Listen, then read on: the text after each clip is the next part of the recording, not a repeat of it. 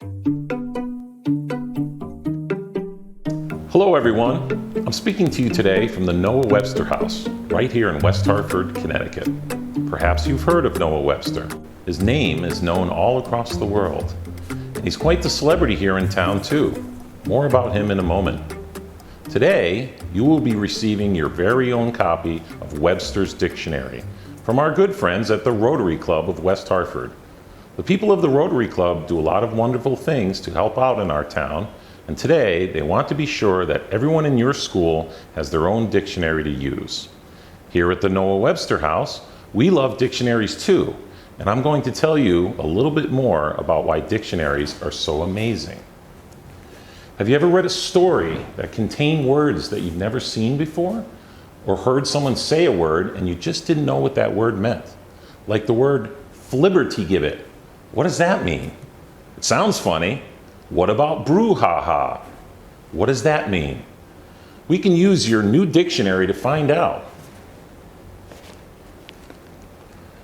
A flibbertigibbet is defined as a silly person, and a brouhaha means an uproar or a large commotion. Like if you were having a birthday party at your house and all your friends were there eating too much candy and cake and making a mess and jumping around on the furniture. That's an example of a brouhaha. A dictionary is an important tool that you can use every day and that you can learn a lot from. The dictionary you're holding right now contains thousands and thousands and thousands of words, and it will tell you what they all mean and how they're spelled. It's a pretty powerful book you've got there. Think of your favorite word in the whole world. You'll find it right there in your dictionary. Nowadays, we have other ways to look up the meaning of words. If you use a computer at school or at home, you can ask your computer to search the internet for the meaning of a word or how it's spelled. But guess where that computer is looking for the answer? An online dictionary.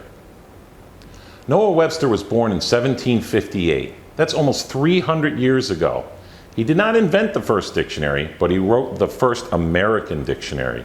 And you'll notice his name right there on the front cover.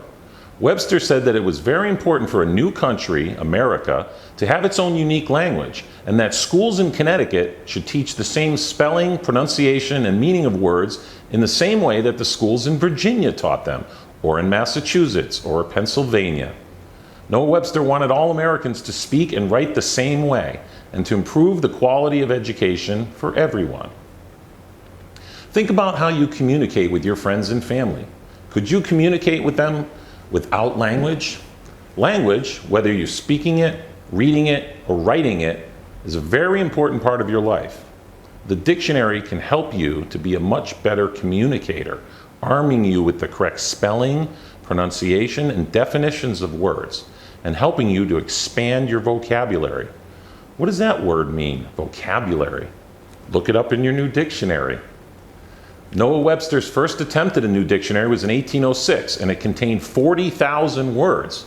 By the time he finished the second version, it had taken him 22 more years, and he had added another 30,000 words for a total of 70,000. There were no computers, no typewriters, or even the fancy ink pens we have today. He wrote the whole thing down with a quill pen and an inkwell. 22 years to write down 70,000 words and their definitions. Now that's a homework assignment. It was all worth it.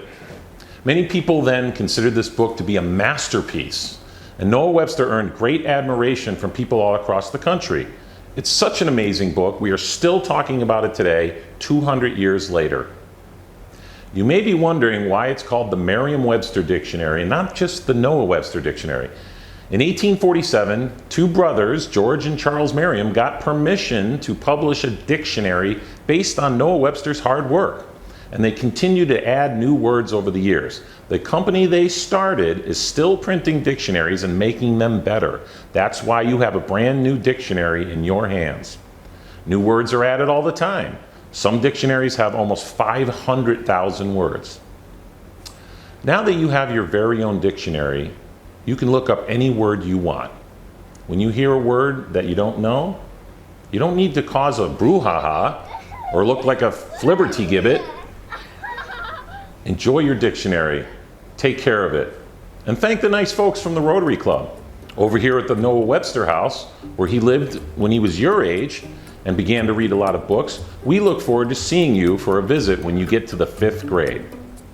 Well, we've come to the conclusion of our dictionary talk. Conclusion. What does that word mean? Look it up in your dictionary.